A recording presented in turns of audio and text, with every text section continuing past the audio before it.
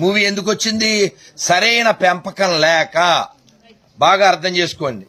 అందులో ముస్లిం అమ్మాయి పర్ఫెక్ట్ గా ఉంది, క్రిస్టియన్ అమ్మాయి పర్ఫెక్ట్ గా ఉంది, వాళ్ళ మతాచారాన్ని పాటిస్తుంది. మన ఆడపిల్ల ఓ దన్నంలే, ఓ పద్ధతిలే, మింగడం ఒకటే తెలిసింది. ఎందుకని? పెంపకాలు బాగులేదు. హిందూ తల్లిదండ్రులారా, ఈ ప్రపంచాన్ని రక్షించగలిగేది మీరే. మంచిగా పెంచండి. అది ఆడపిల్ల అయినా మగపిల్ల అయినా ఇంకొకళ్ళైనా ఇంకోరైనా సరే సరిగా పెంపకం లేదు.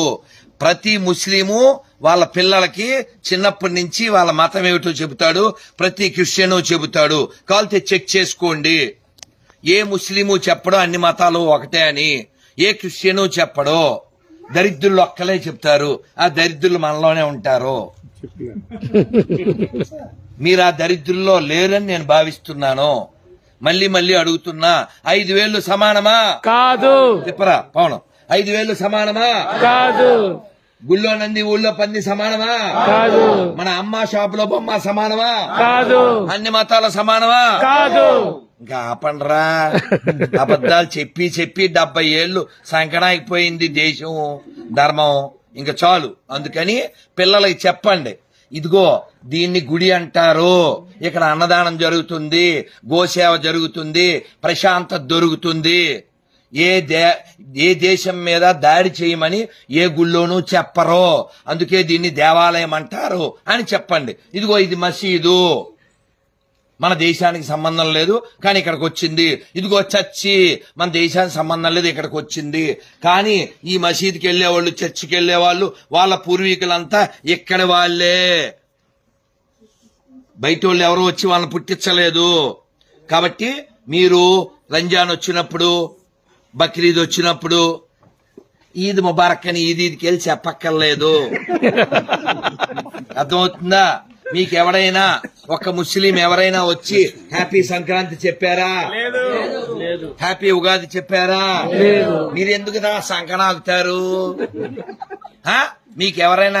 మీకెవరైనా క్రిస్టియన్ వచ్చి ఉగాది శుభాకాంక్షలు, సంక్రాంతి శుభాకాంక్షలు చెప్పారా? లేదు. మరి నువ్వెందుకురా కేక్ కోసం బోకులా వెళ్ళిపోతావు మెర్రీ క్రిస్మస్ అని? మారవలసింది వాళ్ళ మనమా? మనం. మాట్లాడాల్సింది మనమా కాదా? మనం. ఆలోచించాల్సింది మనమా కాదా? కాబట్టి మనం మారితే ప్రపంచం మారుతుంది. గుర్తుపెట్టుకోండి, భారతదేశం మాత్రమే ప్రపంచాన్ని రక్షించగలదు. భారతదేశం మాత్రమే ప్రపంచాన్ని సుఖంగా ఉంచగలదు. భారత్ బాగుండాలంటే హిందువులు బాగుండాలి. ఎందుకంటే మన ఒక్కలమే చెప్తాం, సర్వే జన సుఖనో భవంతు, సర్వే జన సుఖనో భవంతు, సర్వే జన సుఖనో భవంతు. This is only possible by Hindu thinking, Hindu philosophy, not possible by any desert religions. వాళ్ళకి నీళ్లు లేవు, వాటర్ లేనోళ్ళు, మ్యాటర్ లేనోళ్ళు.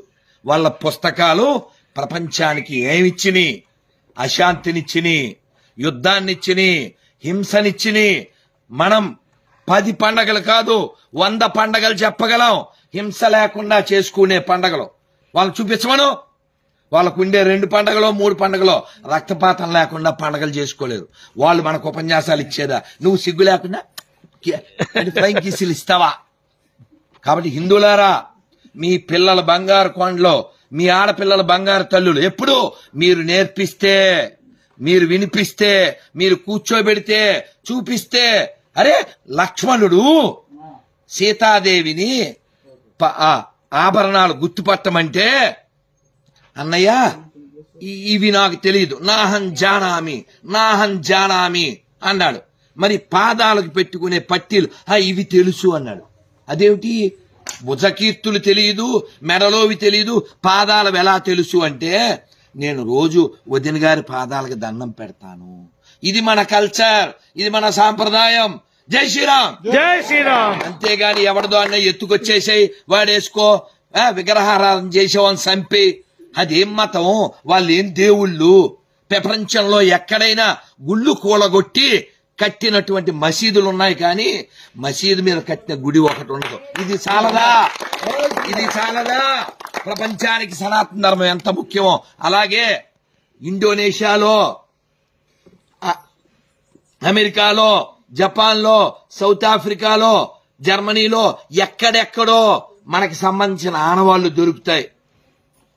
వాళ్ళ దేశాల్లో కూడా వాళ్ళకి ఎవిడెన్స్ లేవు. ఎవిడెన్స్ లేని మతాలు మనకు అవసరమా? లేదు. ఎపిక్స్ లేని మతాలు మనకు అవసరమా? లేదు. ఎథిక్స్ లేని మతాలు మనకు అవసరమా? వద్దు. వాటర్ లేని మతాలు మనకు అవసరమా? వద్దు. అరే కడుక్కోవడానికి నీళ్ళు లేని వాళ్ళు మనకేందిరా చెప్పేది? అన్నం లేని వాళ్ళు మనకేందిరా చెప్పేది? గుడ్డ కట్టుకోవడం రాని వాళ్ళు మనకేంటిరా చెప్పేది? ప్రపంచానికి చెప్పాల్సింది మనము, ప్రపంచానికి నేర్పించాల్సింది మనము. ఒకప్పుడు మనం నేర్పించాం.